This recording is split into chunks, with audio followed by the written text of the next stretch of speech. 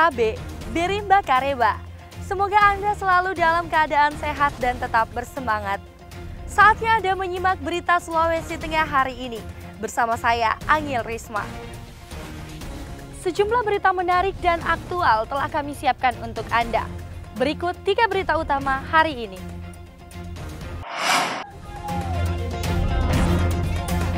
Puluhan warga Kelurahan Tipo berunjuk rasa menolak kehadiran perusahaan tambang.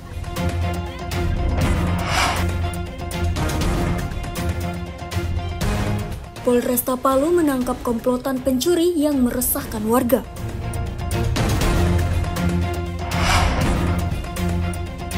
Harga bawang mengalami penurunan harga signifikan dalam 1 bulan terakhir.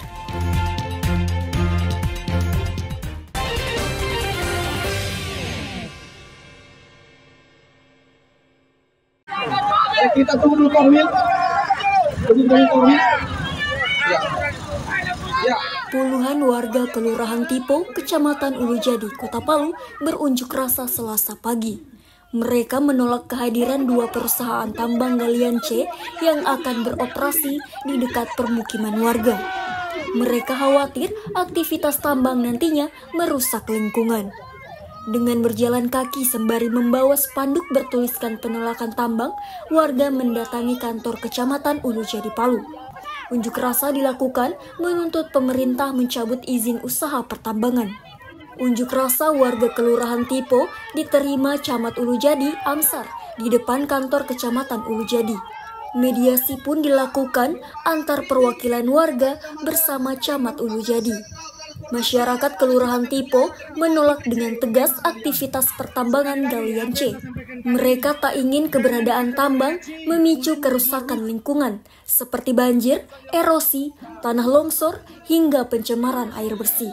Tuntutan kami sangat jelas, hanya satu, cabut izin tambang kedua perusahaan tersebut.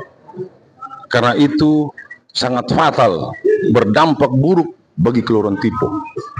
Walaupun secara tidak langsung itu wilayah Sigi berbatasan dengan Kelurahan Tipo, tetapi dampak yang kami alami untuk kelurahan itu sangat besar. Contohnya erosi, banjir, longsor, kemudian air bersih yang kami konsumsi di Kelurahan Tipo ini sumbernya dari gunung yang akan ditambang tersebut. Jadi sangat fatal. Kami masyarakat Tipo tidak menolak, harus menolak perusahaan tersebut agar supaya alam kami yang ada di Kelurahan Tipo bisa terjaga. Camat Ulujadi Amsar mengaku menampung tuntutan warga. Pihaknya akan mengkomunikasikan kepada pemerintah Kota Palu serta dinas terkait. Selaku pemerintah kecamatan akan menyampaikan lagi kepada pimpinan kami, dalam hal ini Sekretaris Kota Palu, dan kemudian kami nanti akan komunikasikan lagi dengan dinas terkait, dalam hal ini Dinas Energi Sumber Daya Mineral Provinsi, karena di sana mengeluarkan izin 2 perusahaan ini, sehingga kami akan menampung aspirasi masyarakat. 2 perusahaan tambang galian C yang mendapatkan izin operasional adalah PT Watu Kalora seluas sekitar 55 hektar dan PT Bumi Alfa Mandiri dengan luas sekitar 92 hektar. Keberadaan tambang galian C tersebut menuai sorotan akhir-akhir ini. Sudah beberapa kali terjadi banjir disertai lumpur dan material tambang galian C yang menggenangi jalan raya dan permukiman warga. Syahrul Cahya melaporkan dari Palu. Aparat kepolisian Resort Kota Palu menangkap komplotan pelaku pencurian dengan kekerasan. 5 dari 11 pelaku yang ditangkap adalah pelaku pencurian dan pembongkaran rumah. Dari tangan pelaku, polisi menyita 2 unit sepeda motor hasil curian dan 3 unit telepon genggam. Polisi juga menyita 15 buah tabung gas. Penangkapan para pelaku berawal dari laporan warga kepada pihak kepolisian. Dari laporan ini, polisi melakukan penyelidikan dan berhasil menangkap A, anggota komplotan pencuri tersebut. Kepada polisi, ia beraksi bersama sejumlah rekannya dengan sasaran rumah yang sepi. Pelaku mengaku beraksi bersama sejumlah rekannya di beberapa lokasi dalam kota Palu. Sebagian barang curiannya telah dijual dan dipakai berfoya-foya. Di tempat berbeda, polisi juga berhasil menangkap pelaku pencurian sepeda motor. Dari tangan pelaku berhasil disita 2 motor hasil curian. Kepada polisi, para tersangka mengakui perbuatannya. Jadi, pengungkapan kasus bulan Agustus tahun 2024 oleh unit Jatana Polresta Palu sebanyak 12 tersangka dengan 8 LP yang terdiri dari 1. Pembongkaran rumah yang terdiri dari 5 tersangka dan 3 laporan polisi.